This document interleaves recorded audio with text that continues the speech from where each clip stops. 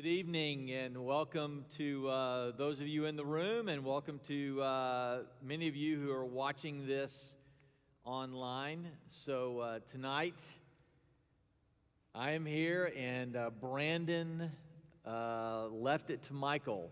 So it's Michael and I tonight. Michael, as most of you know, is our student ministry pastor. And so tonight we're going to go back to the 7 deadly sins, and tonight we're going to talk about lust, okay? So we're finally getting to one that's interesting. Yes. Michael, finally something that's interesting. You can see why Brandon is not here tonight. That's right. So I drew the short straw. Yeah, so. Either he wasn't brave enough or we're just stupid. Yeah, I think that's what it is. Is it getting hot in here, Michael? Yeah. It's a little uncomfortable. Yeah. So, hey, we don't want to disappoint you guys, and so, we've been showing a movie clip every week, right? So it's Lust, so we thought we'd show you a movie clip, but it's not going to work to do that. So what you can do is, if you just watch any episode of The Bachelor, you'll kind of get the idea. We feel like that'll take care of that.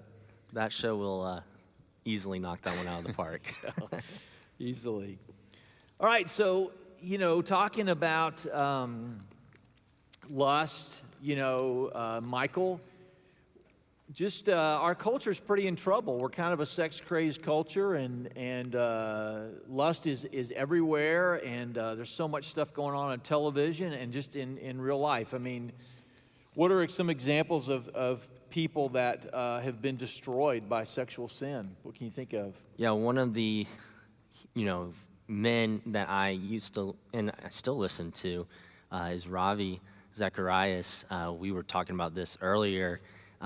Actually seeing in the news that he has, he's passed away, the late Ravi, but there has been reports of his sexual misconduct throughout his career in ministry, and absolutely heartbreaking to think that a man that defended a faith that is for sinners hid his sin so deeply and used that as a tool to just self-soothe himself at the cost of doing ministry. And in some ways, claiming it's for the sake of Jesus. I think one of the quotes was, in one of the articles I read, was he would tell them, you can't say anything, you can't be honest to those he was taking advantage of, because of you would ruin the lives of so many people.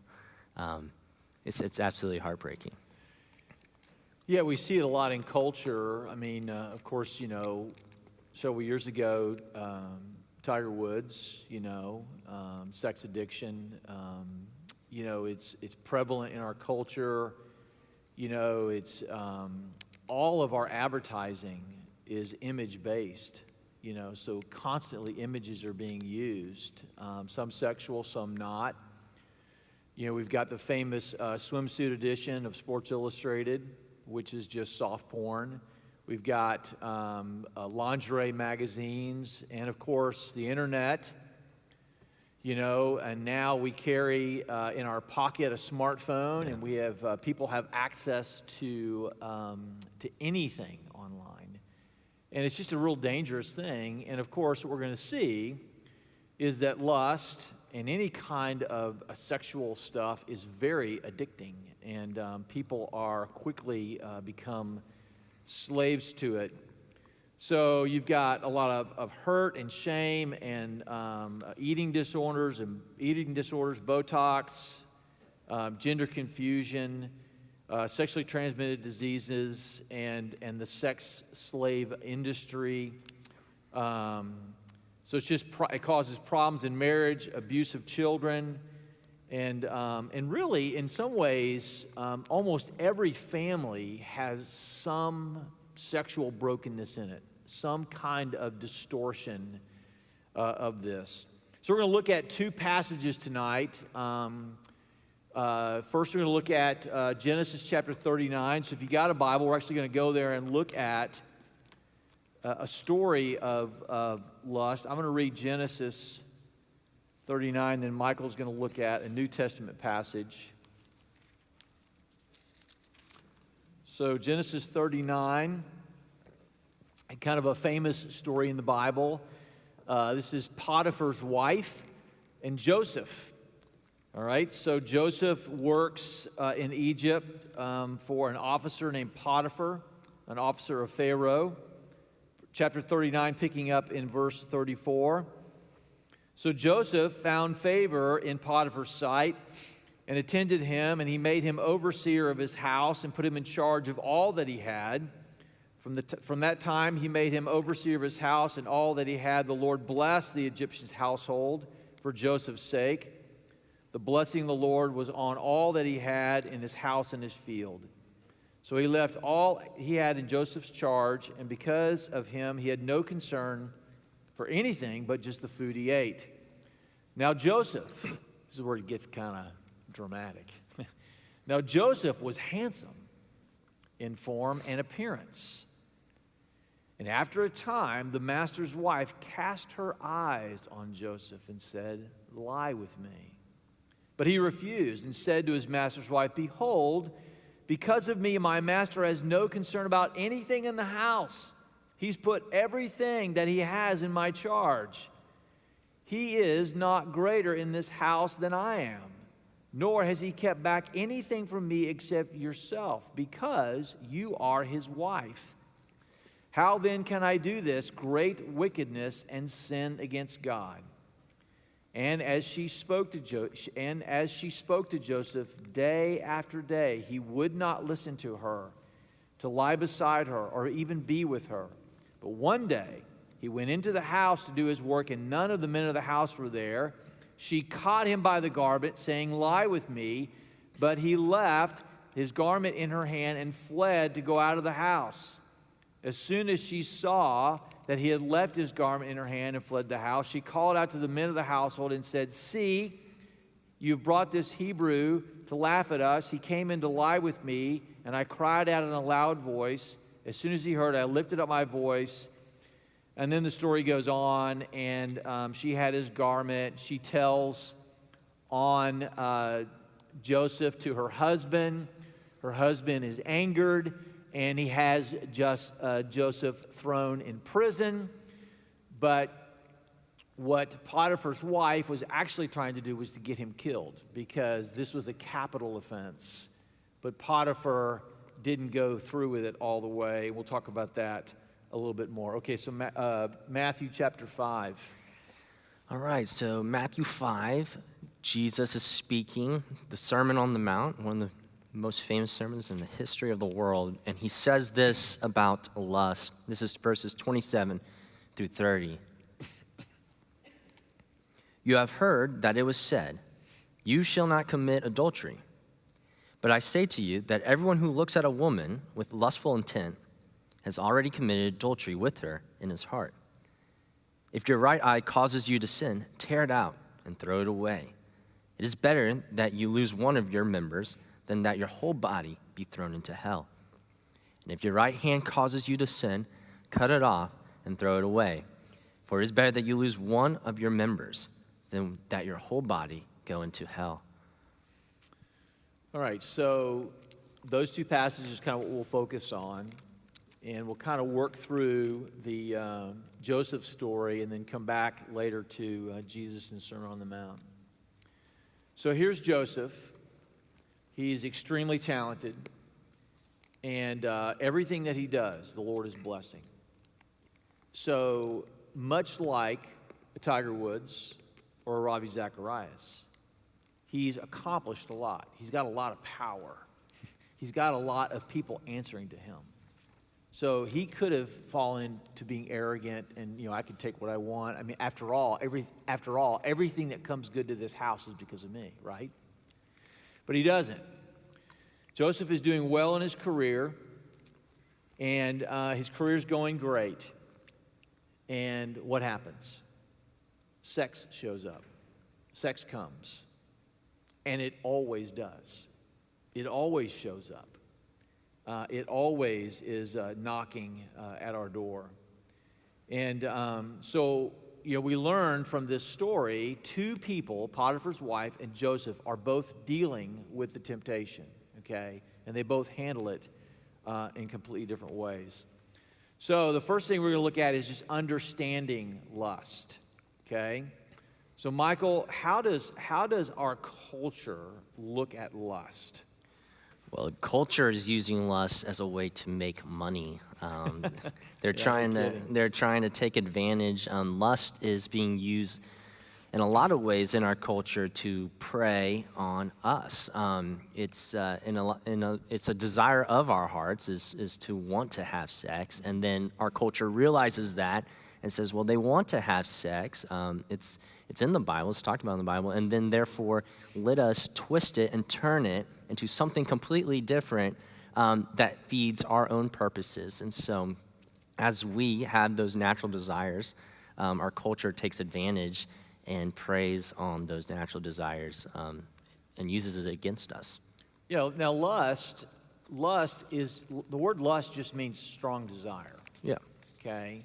Sexual desire, the Bible teaches that sexual desire is good. You know, that sexual desire in marriage is beautiful and it's actually encouraged. But lust, it becomes sinful when it becomes a distorted desire. And we see in the story of Potiphar's wife, the Bible says that she noticed him, she cast her eye upon him.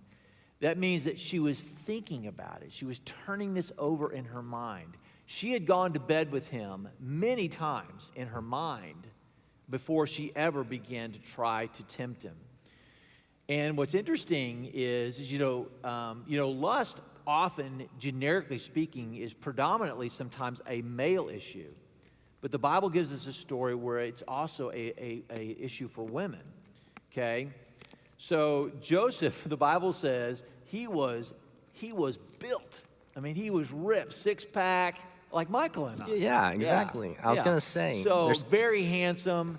And she could not keep herself off him. So lust is not wicked. The Bible never says that sexual desire is wrong. Well, and you have in the church, in church history, has oftentimes made sex into the enemy, has made that desire into the enemy, as used, and in some ways has perpetuated the cycle of shame and lust and sex. Yeah. The fact that churches, if churches don't preach about it and teach about it, there's an implied shame. Yes. Because people don't know what to do with it, particularly young Christians or whatever. And people think, some people look at the church from the outside and say, oh, the church is prudish about sex and that sexual desire will send you to hell. Well, that's not what the Bible teaches at all. The Bible teaches an exalted view. You know, the church is accused of having a narrow, outdated, prudish, not passionate, not romantic, that sex is only functional. But in Genesis 2, the Bible begins talking about sex when Adam sees Eve, and Eve is given to him. He literally sings an erotic love song. Bone of my bones, flesh of my flesh. I mean, he is overtaken with good, healthy sexual desire for her. In Proverbs, it says that a husband is encouraged to be intoxicated, drunk with pleasure over his bride's body. In the Song of Solomon, the wife literally breaks into song singing that sex with her husband is better than the best wine. Okay? So, comments, Michael? I'll lose you. I think sex is good. I think it's a good thing, and I think you see it even in Genesis, in the mandate, Genesis 1, right. Be fruitful and multiply, make future image bearers of God, and spread all over the earth with God's image, and that's done through sex. It's good.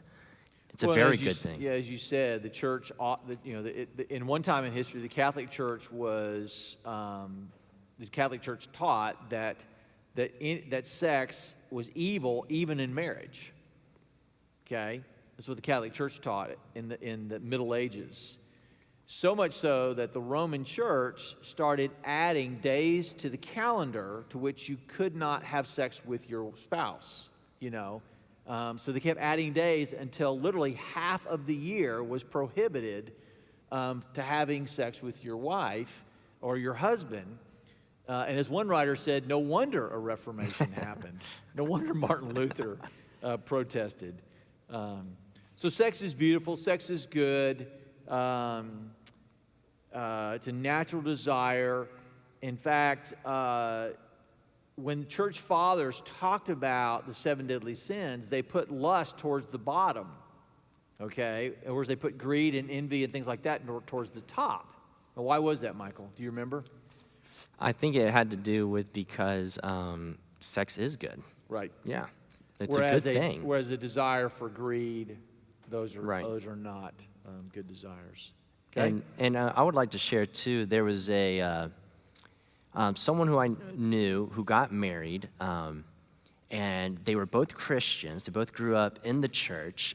They'd saved themselves for marriage. They were, fighting for purity, fighting for holiness, and they had such a negative view of sex that actually in their marriage they shared with Emily and I how they struggled to have sex in their marriage because of such an idea and view of sex as like something to run away from, to escape from, to not engage with in any way or fashion. They've done such a good job at tourniqueting their desire of sex that when it came down to actually obey God's command to have sex in marriage, it was very difficult. So just a way, I thought that story was really fascinating. And we, Emily and I, that was really helpful for us because we were growing up also in the church and needed to know that sex was good and to desire that. Yeah, the answer to the problems, the answer to sexual sin is not a negative view, but it's the biblical view, the beautiful view, and recapturing that for every generation. All right, so let's talk about what lust is. What is lust? What's the first thing it is, Michael? Lust is desire out of control. Okay, so it's desire out of control. So Potiphar's wife, I wish I knew her name. Yeah. Heard she was in the grip of passion, and and she couldn't stop. She was addicted. Now, some people say in culture, "Oh, come on, you Christians are too serious. Sex is just an appetite, right?" And it's just like you just have to eat. So it's just an appetite. There's nothing wrong with satisfying your appetite, and there's just nothing wrong with that. Okay. So what was the? Do you remember the illustration about appetite? Oh yes, you were telling me. So if you were like going into. Well, let's set this up way. Okay, so guys, let's just talk to the guys. Remember when you're in college and you're young? And maybe you were a Christian, maybe you weren't. But what did guys hang in their dorm rooms? Posters of what?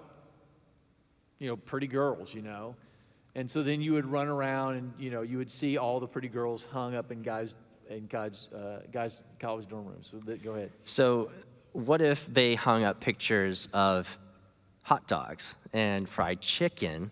And they run around looking, at the chicken and the hot dogs. You would think that these people must be extremely hungry, which college guys are extremely hungry. But their appetite, you would assume it would be out of order, and you can't trust that. Yeah, imagine a country where that was true. Imagine a country where people hung up pictures of burgers and hot dogs and pizzas. And they're going crazy. And then imagine in the same country that people would go to shows.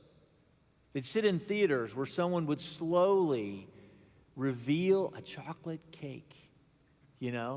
What would you think about that country? You would think these people are starving. And then you find out about the country that the more they do it, the more they go further and go further. You would say, this is crazy. This is out of control. Well, that's what a lust is. It's a desire out of control. Yeah, and I think what it's pointing to when we think about lust in our culture, and I think the porn industry, I saw a stat that said it's a $97 billion industry, which is it's breathtaking. Porn sites receive more monthly traffic than Netflix, Amazon, and Twitter combined. Say that again. Porn sites receive more monthly traffic than Netflix, Amazon, and Twitter combined. And I watch a lot of Netflix. So, and then there's another stat that 35% of all internet downloads are porn related. And I think what that's revealing to us about our culture, our society, when it comes to lust, is that we have an intimacy issue. We have a deep starvation of intimacy, and we're seeking it the easiest and cheapest way that we can get it. And in our culture, that's a really easy way through technology has been pornography. And so it's a cry, though, for deeper connection. It's a cry for intimacy. But what it's doing is it's trapping you, thinking that you're getting this intimacy, but it's making you want more and more and more and more. Very progressive. Okay. My favorite one was that the porn industry makes more money than all the sales of all the major sports league tickets. So MLB, NBA, NFL, all the money that's made from sports tickets, the porn industry makes more. All right, so what's the second one? Lust is desire without a control, but then lust is what?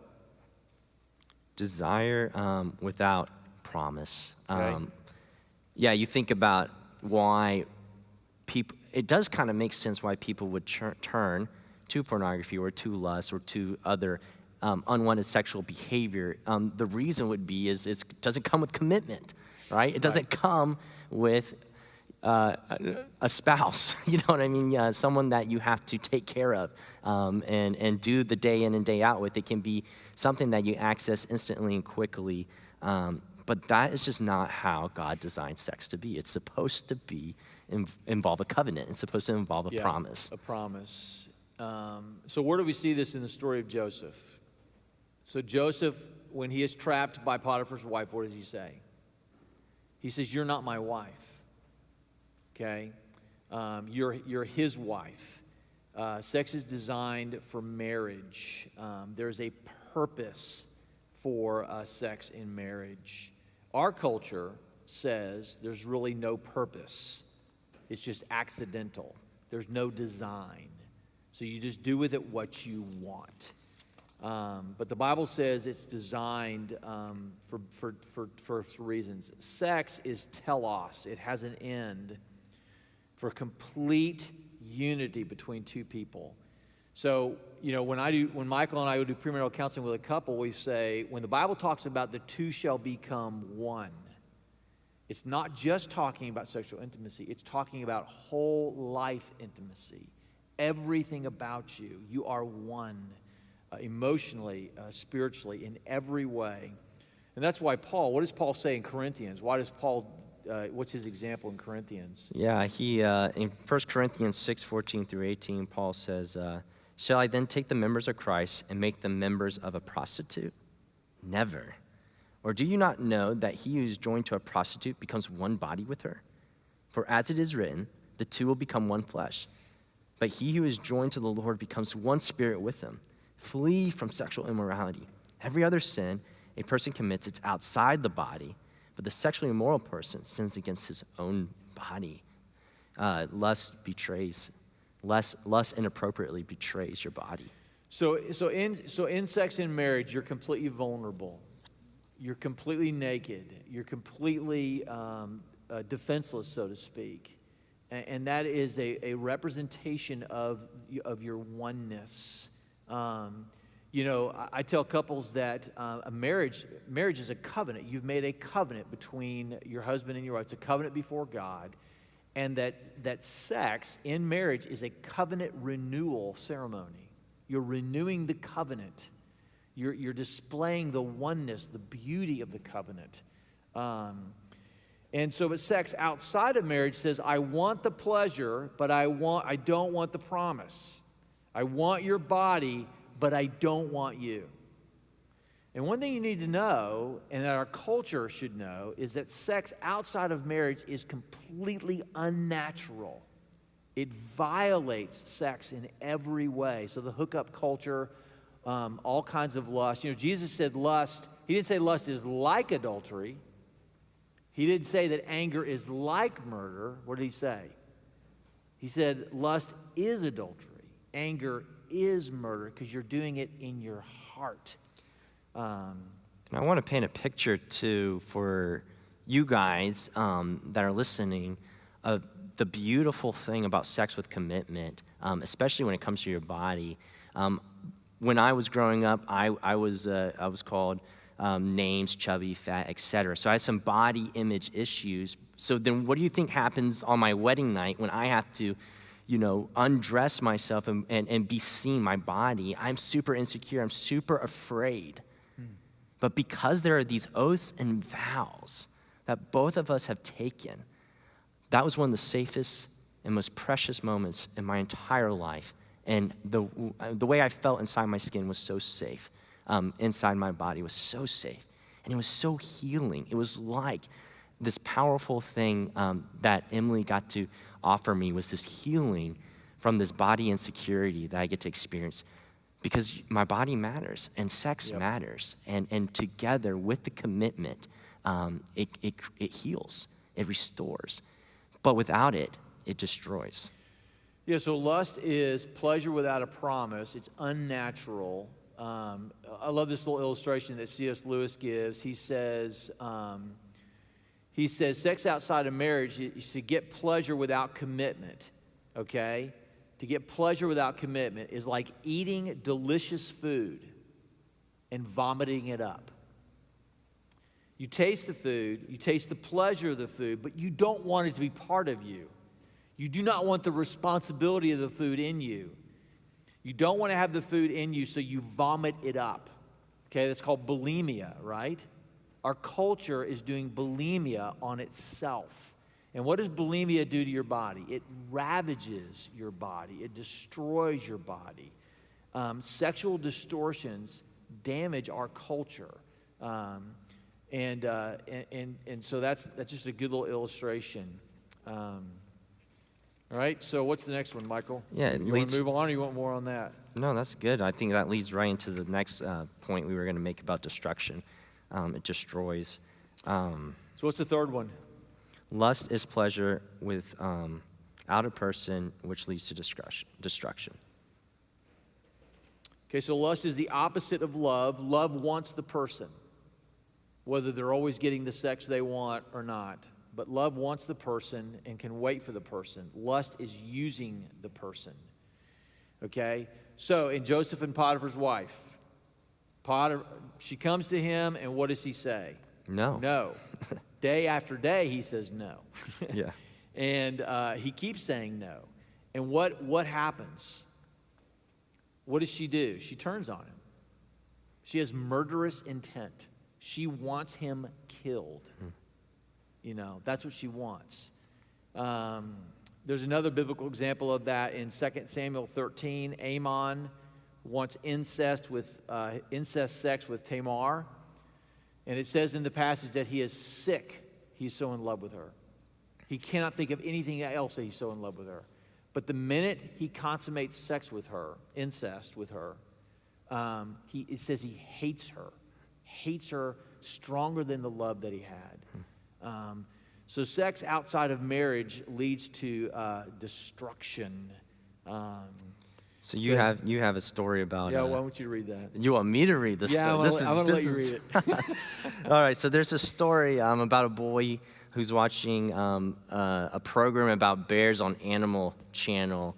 And his name's Trevor. Trevor has a scary dream. He comes to his mom and says, "Mom, I had a bad dream. I was being chased through the woods by a big, mean bear." And then he had a question to follow up with that. He says, "Was I the predator or the prey?" And his mom said, "Honey, you were the prey." And that's right, he said, because there'd be a lot of people praying for me. So that's a good story. But it does point to the idea, though, that when you're dealing with lust, it is like dealing with a bear.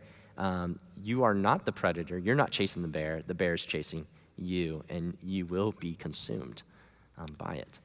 Yeah, I mean, think about every guy or woman that struggled with lust or pornography.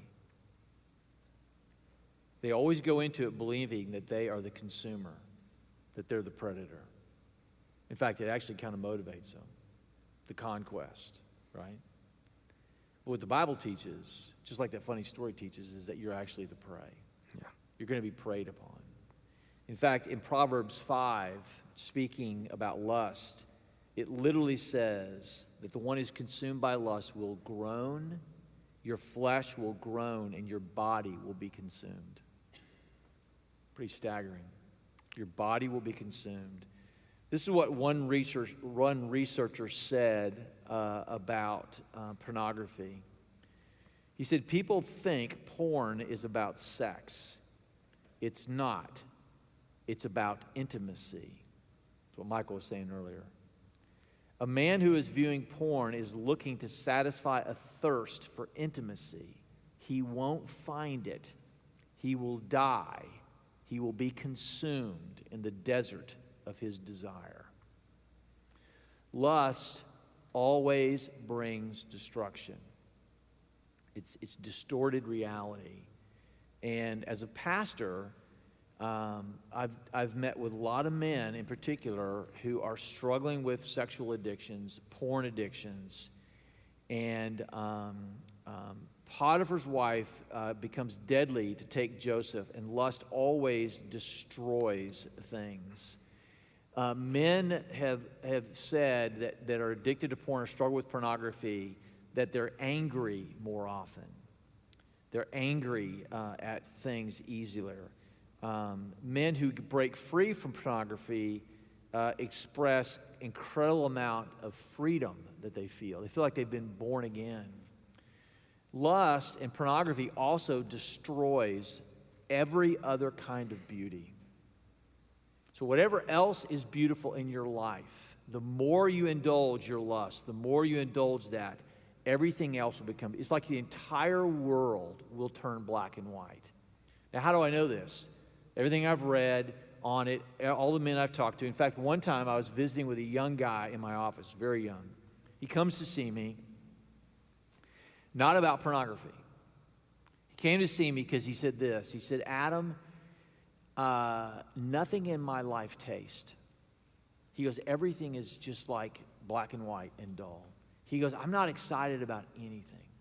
I'm not excited about my job.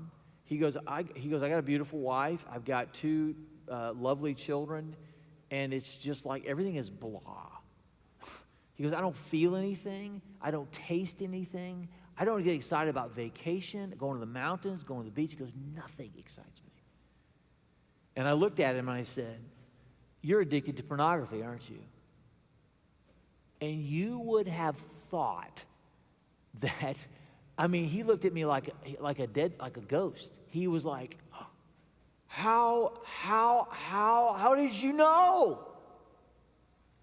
And then I said to him, because I said lust and spiritual addictions steal every other kind of beauty. Another story about a man who drove, when he had to go to work, he was addicted to pornography. He drove to work on the most beautiful coastline in California, the most breathtaking coastline. He drove it every day for work. And he said 2 years after he was sober from pornography, he noticed for the first time in 15 years of driving that road that it was beautiful. Beauty came back to him. And so that's the way it's deadly and destructive. Yeah, I knew a guy who was struggling with pornography.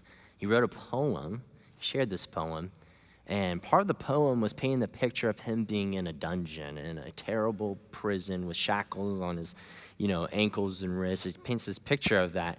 And at the end of the poem, he says, I would give anything, and he's like, playing this picture, I'd give anything to break out of this dungeon. And he's talking about, pornography and using that imagery. And he said, the funny thing is the key's in my pocket. I have the key, but I choose to stay. It's the only thing that he knows. It enslaves. And it was so crazy about lust. We do know that intimacy with God is what we're looking for.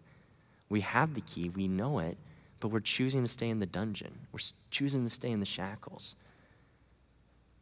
And I'm curious, what do you think? Why do you think, and this is maybe a little bit off the script, but why do you think? You can't go off the script. I'm just curious what you think, a candid, why do you think men, Christian men, even sitting in our pews, come in every week and hear the gospel of grace, but yet hide this thing and keep it safe and secret inside the dungeon, and they have the key, but they won't come out? Well, I mean, it's shame, and it's shame, and it's because it's also because they're a slave, they're addicted. Yeah. Sin is very addicting, and when I've talked to men about this, once they get to that dungeon state, they can't get out. When I was working at a church in Orlando, I was at a Christian school, and I was a school teacher, and I stayed late one night grading papers, and this guy in the church came into my classroom. He was a friend of mine, and I was like, "What are you doing here? Your office is across town. This isn't even on your way home. What's going on?" And he said, "My wife's out of town, and I've got a terrible porn addiction. I've never told anybody." First step to getting help. Mm-hmm. So let's talk about handling our lust. So what does Joseph do? Joseph controls his actions. He controls his thoughts. He uses his mind. He's got a plan. He knows he's what, Michael? You said it earlier. Yeah, he knows he's weak. He knows that he cannot go in this without knowing what he needs to prepare to be able to handle a situation. I mean, she's asking him daily, for this, and he knows that eventually his heart is easy to turn, right. And so he has a plan. He's prepared. So Joseph has accountability, okay? Where's that in the passage? The first thing he says to her when she says, "Lie with me," is he says, "My master has entrusted everything to me, but you are his wife, and I am accountable to the master. I'm accountable to him." So he has an honest relationship. He feels like he could, if he does this, if he lies with her, if he commits adultery, he feels like he would have to be honest. And so he knows he has to be honest with someone. This is, for men in particular, this is the only way out. There's someone that you're being honest with. There's some other men in your life, men in your small group, a safe confessor, to where you can ask anything you want.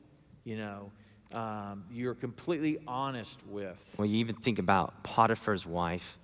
She's the one, as well, who's acting out on her lust. Yes. Who can she be honest with? Who can she tell? She needs someone to be able to say, "I asked Joseph to sleep with me." She needs a relationship with somebody. And she doesn't have anything. Yeah, and even with her husband, to be able to even be honest and to offer that honesty of saying, and that foundation.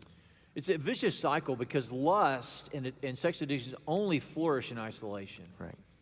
Okay, but it's a cycle because of the shame. I still remember the very first time someone confessed to me that they had struggled with pornography. And immediately, that guy experienced freedom. It was like the first day he walked out of the dungeon. And that's what he said to me. He goes, "I have never felt so free." He goes, "I know I still got a bad problem, but I've never felt so free. I finally told someone." But, as we said, men won't tell anyone, okay? Now, Joseph used his mind. He immediately had a plan. Don't be around this woman without other people being around, okay? Don't even go into the house.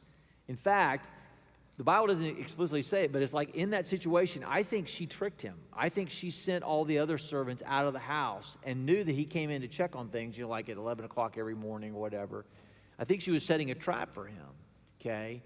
But this happens to me all the time because I have men in my men's group and different men in the church or throughout the years. We have an accountability relationship, and so we have something called Covenant Eyes. Covenant Eyes is a software you can have on your phone. So if you go anywhere you're not supposed to go, it'll send an email to your accountability partner.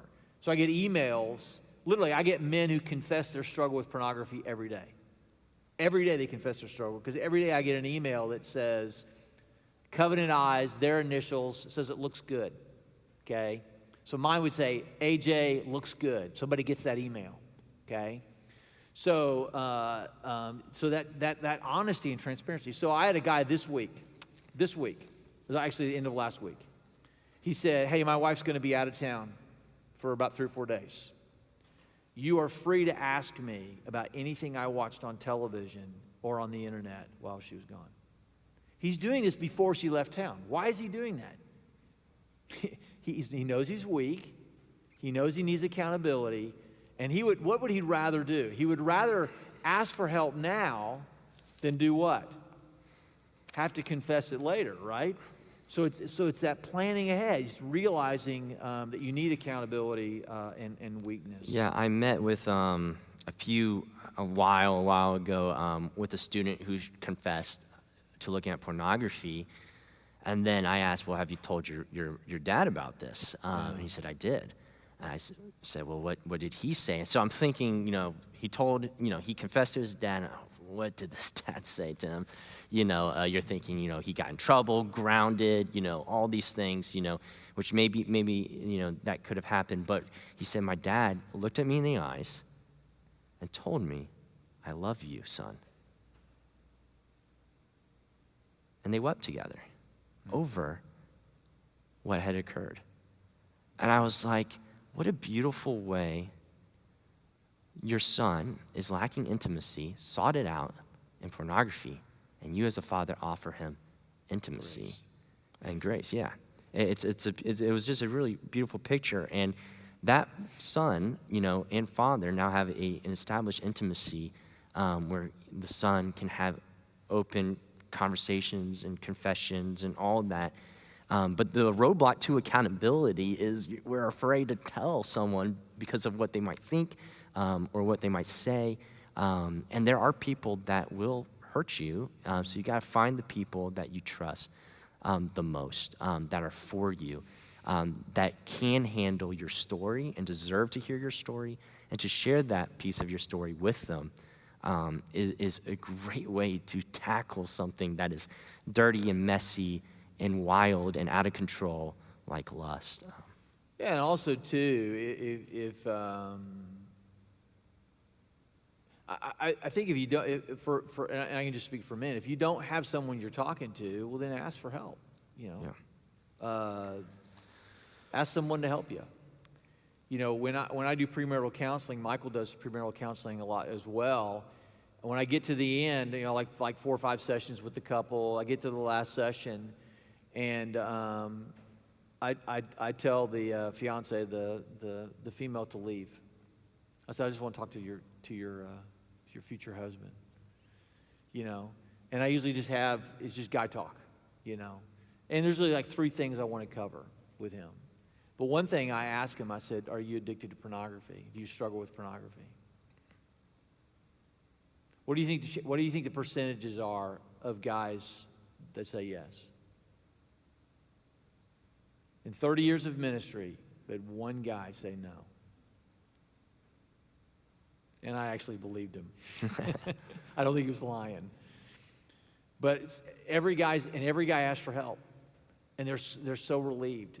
And one of the things I want to establish with new couples is the lie of culture is that your sexual playing around outside of marriage is going to help your sex in marriage. It doesn't. It actually, it's like that, it takes away the beauty. Like that other illustration I talked about. It actually destroys the beauty of everything else that's supposed to be beautiful. Yeah, a great book is Samson and the Pirate Monks. It's an old book, not that old really.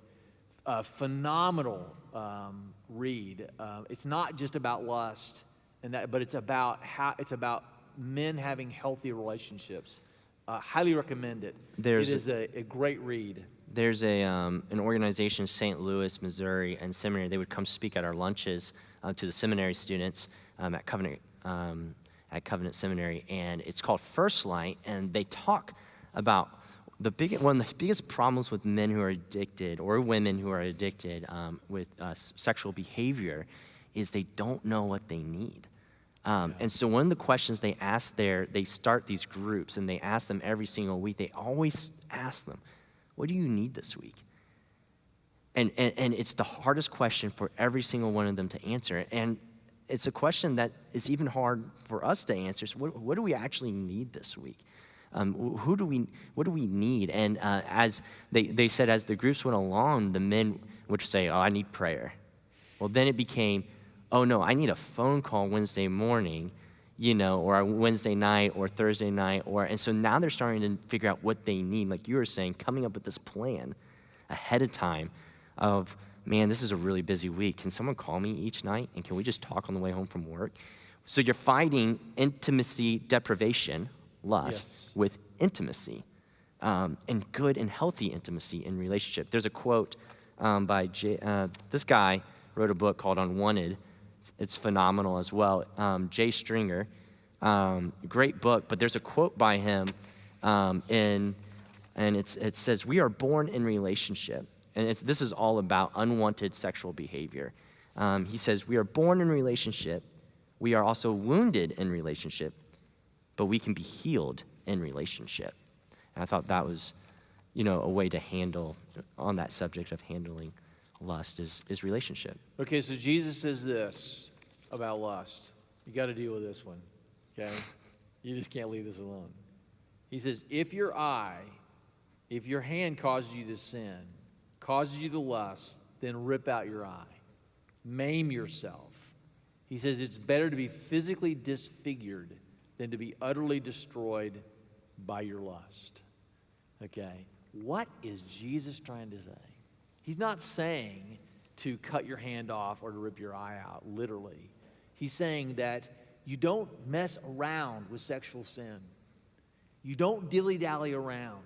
You take radical steps to protect yourself and to prevent it and to get help if you need it. It is incredibly, incredibly dangerous. Let me illustrate it this way. My older two kids, both went to college at the same place. And where they went to college is in Tornado Alley. And so, and they also went on missions trips where they, in Alabama, where they both got a chance to stand where tornadoes had been. To stand on foundations of homes and to see trees and everything just laid away. So they'd actually seen the destruction a tornado could do. So then they go off to college, and they're at these colleges, that happens to be where tornadoes do come. So one time, I'm following the weather app because, as a parent, you worry about your kids, and there was a tornado warning. In other words, not a watch, but a warning coming right at them. And so I called my kids. I'm texting my kids. I said, you guys have got to find cover. You have got to take cover. Physically go to a location now. Now, sometimes my kids, sometimes I overparent. Can you imagine that? I overparent, and my kids will be like, Dad, lay off. We got this. We know what, God, Dad, don't be telling us what to do. We're in college. For crying out loud, Dad. That's not what either one of them said. Both of them said the same thing. Dad, we know, and we are on our way there now. The college has a place for us to get underground, and we're going there right now. Now, why did they respond that way? Because they had seen what tornadoes can do. That's what Jesus is saying. I have seen it. You should see it. People in our culture, you should see it. You cannot take it lightly. You cannot not resist the temptation. Okay? So what is Joseph? We need to move on towards healing, I guess. Yeah, so, handling it and then healing it. Let's say you get caught in the tornado. You're right. You get blown away. Which is what happened to Joseph. Right, and you're in how do we heal through our lust, from our lust, maybe you're here and listening and you're stuck in it right now. Like you're in the throes, you're right there.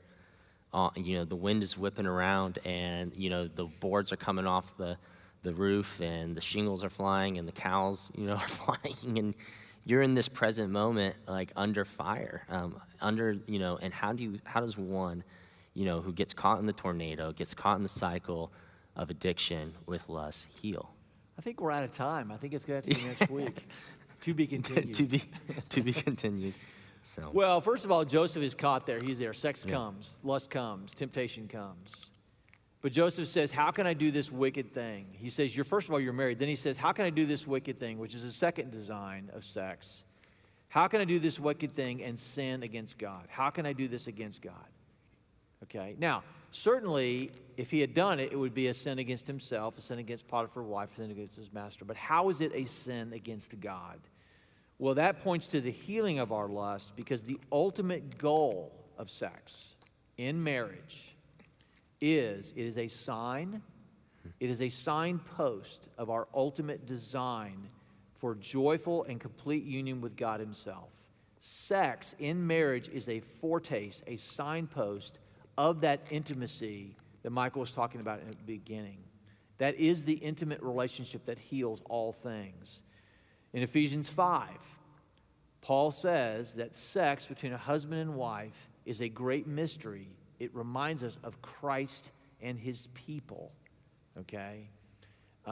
When Jesus is with the woman at the well, okay, what happens there? What does that have to do with that? This is one of my favorite stories. You have a woman who has experienced tornadoes of lust, and she comes up to the well during the heat of the day, which is not normal, and that's because she's ashamed, because she wants to go alone. She's staying in that dungeon, but who's there at the well? It's Jesus. It's the Messiah, and Jesus, has a conversation with her, and he asks her, to bring up water and to go, eventually to go tell her husband.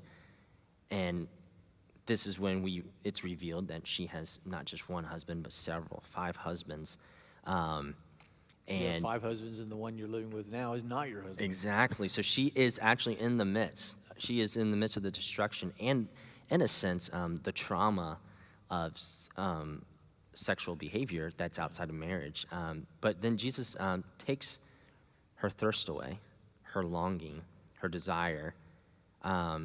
He says, if you never want to be thirsty again, if you never want to, come to me, I am that water. At this well that they're at, she wants to know, well, what water can I have that doesn't lead me back to this well again? And that's the thing that lust does. It continues to lead you back to the same spot. But Jesus says, drink me, have me, and you'll never be thirsty again. Did you notice what Jesus doesn't do with her? He doesn't condemn her. She knows she's a sinner. She knows what she's doing is wrong. But Jesus says, I'm offering you living water. And then Jesus brilliantly ties her desire for transcendence to her messed up sex life. What is Jesus saying? I'm offering you living water to quench your thirst. Your thirst for water? No, your thirst for intimacy. That's what sex is pointing to, is our sexual desire and sexual union in marriage is a foretaste. Now, it's interesting, when sex in marriage is going great, when it's awesome, when it's just on fire, what do people begin to do? When sex is really heightened in our culture, as then people begin to say crazy, I'll love you forever. They begin to say, I'll love you and be with you forever. People begin to say things that are actually not true. Like, you guys remember the old Dan Fogelberg song? You don't, because you weren't alive. No, I don't know what you're talking about. Dan Fogelberg, longer than there have been fishes in the ocean, higher than any bird ever flew, longer than there's been stars in the heavens, I'll be in love with you. So sex, great sex, makes you say things that are impossible, like I'll love you forever, romantic, sappy songs. This is why. Okay? This is why you hear so many songs like that. Your sexuality is pointing to the eternal. I'll love you forever. Your sex wants a kind of, our sex wants a kind of cosmic closure that no one on earth can ever give you because it's always pointing beyond itself. Sex in marriage can be beautiful, satisfying, and wonderful, but still, it's pointing you beyond yourself. Because no one can give you eternal love. We all die. Sex is a foretaste. When you're having sexual intimacy, you're completely vulnerable. And what do you long for? Michael said, he's talked about it in his own marriage. You want to be naked and loved, naked and beautiful and delighted in. And you want someone to wrap their arms around you and tell you you're utterly beautiful and that you have no blemish. And where is the only place that that can ultimately happen? In the arms of Jesus. That he wraps his arms around us and says, I have made you utterly beautiful, without blemish. That's what sex is pointing to, is the intimacy that we really need with Jesus. You know, one of the things that, lust and sexual behavior outside of marriage can lead to is that shame and that disqualification of being loved. When you behave outside of marriage with your sex life, you experience this shame upon you that who could ever love me if they knew this about me? Who could ever see me and see even all of this about me and still say, I love you? One of the things I do in premarital counseling, I've done this with a couple we're going through right now. I said, you guys need to tell each other everything. You need to tell each other everything. And then the next week I met with them after saying that. I asked them if they did, and they began to weep. Yeah. Because now when they say I love you to each other, they really mean it. Like, I've seen everything about you, and I love you. And it's really beautiful when that happens and occurs. And I think another little thing is there's a quote. I don't know who said it, but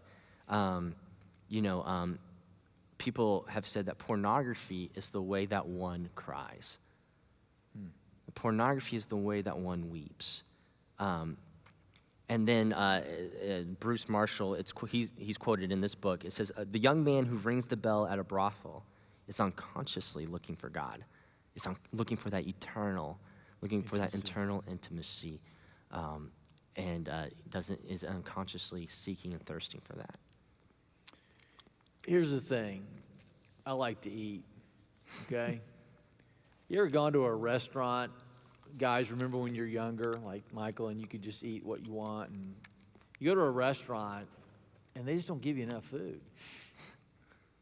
It's just not enough. I mean, it tastes okay, but it just wasn't enough. You just cross that restaurant off your list. You don't go there again. This is what one person said, if my sexual desires are out of control, it's because I'm trying to get closure from it. It was never meant to give us the closure that we need, that will only be found in Christ. So here's a question, and we'll kind of move towards the end. So what if you're not like Joseph? Yeah. What if you're more like Potiphar's wife, where lust and sexual stuff is way more of a problem? There's people that are like Joseph, and people are used to be like Potiphar's wife, and they're kind of in a Joseph place where they've got a plan, they're operating, it's healthy, they're free of it. And then there's other people like Potiphar's wife that are completely addicted or are in and out of it. So what do you do, okay? What do you do, Michael? What do I do? What's the gospel? Oh, man. So when one, like we were touching on a little bit, but when you do encounter the tornado, when you encounter your house getting ripped apart, falling apart, you do feel unlovable. You do feel that shame. And it's really real, and it turns you inward, and it turns you to lock yourself up in a dungeon and to hide. But what you must do is you must be honest. The way Brene Brown says this, she's a researcher on vulnerability and shame. She says that the way to combat shame is to be vulnerable. Well, that makes no sense to people in American culture who have to protect their identity, protect their, self-protect, all those things. That makes no sense. Why would you ever confess and be vulnerable to something that's so terrible or horrible or so gross? Why would you ever do that? And the reason why a Christian can do it is because they don't defend themselves. They're defended by Jesus. Jesus has met us at the well. Jesus sees us, and we know that we are loved because of Jesus no matter what, that he cares and sees us and loves us. And so because of that, you and I can be vulnerable and combat that narrative that's saying you're unworthy, you're not lovable, you don't matter, your body doesn't matter. Just go ahead and waste it away. Get as much as you can out of this earth, out of this planet, and squeeze it for all it's worth, as fast and as much as you can before you die. And Jesus says there's a better way. Confess, be honest, be vulnerable, be seen as who you really are, and hear me when I say I love you. Hear those words, receive those words. That's what happens when you go to the cross with Jesus. When you see the wounds of your sexual behavior put on him. And you see that he hurts for you. He breaks for you. So that you can be healed. And so to anyone who's out there that is in the midst of it, you can be healed. Jesus plans to heal you. I know you probably feel hopeless, feel depressed, maybe even feel like taking your own life because you're living a contradiction. But confess that. Be open and be honest. I know Adam Jones, he shared some stories, but he's someone safe to share with. We're someone safe to share with. There's people here at Seven Rivers Church. No. Here's the deal. Here's his phone number. Any men who have a problem with pornography who need help, go see Brandon. Brandon Lawrence. Yeah, he's not here tonight, so. He's not here. Michael and I want everybody to go to Brandon. So. No, I will say this, though, and just that shame stuff is that okay, so Seven Rivers Church, okay, the gospel makes it okay to not be okay. Yeah. It's okay to be a mess. So if a man comes in my office this week and confesses that he has a problem with pornography, I am not going to go, oh, you're kidding me. Oh, you? No, I'm going to say, yeah, let me tell you about some of my sin. Because all of us are a lot worse than we think we are. And the shame, and it's like, I am not worthy of being a Christian. Yeah? Let me tell you about some other people who are Christians. All right? Matthew chapter 1. The genealogy, the family tree of Jesus. These are people in his family tree. Now, if you have scandalous people in your family tree, you don't list them. In fact, if there's anybody famous that you know, maybe they're not even in your family, you let people know that you know them. Or if they're in your family, you mention that so-and-so is a relative because they're famous. Jesus puts sexually broken people in his family tree. Why? Because he redeems them. He redeems their story. Tamar, the incest victim, a victim of sexual abuse. Bathsheba, the wife of Uriah, David who had an affair. Rahab the prostitute. Mary is a single unwed mother who is what? She has to go into hiding because of shame of what people misunderstand about her. So what are they doing in the family tree? Because Jesus is screaming to the readers of the book of Matthew and to us today. There is healing in Christ. He dies for the sexually broken. He wants to heal the sexual broken. But as long as you stay hidden, as long as you hide, it'll be really, really hard to find freedom. Okay? Jay Stringer says from this book, there's no depth of shame that the love of God cannot reach. There is no story he cannot redeem. The paradox of the gospel is that our failures do not condemn us, rather, they connect us to Jesus. That's awesome, Michael. All right. Thank you, Michael Puckett. Yeah. Okay. Huge asset on our staff. Michael really loves our students well and is a great leader. So you can pray. There we go. That's right? that's the hook. The hook. Yeah, feed him a compliment, you pray. All right, let's pray. Father, we are your children, and we have encountered sexual trauma in our life. We are wounded, we hurt, and we are tempted constantly to feed those wounds lust. Father, please help us. Be near to us. Meet us at the well. Meet us where we're most thirsty. And speak the truth to us, that you see us exactly how we are, and yet you love us still. We need you. We confess that, and we look to you to bring us home. In Jesus' name, amen. Amen. Good night, y'all. Thank y'all for being here.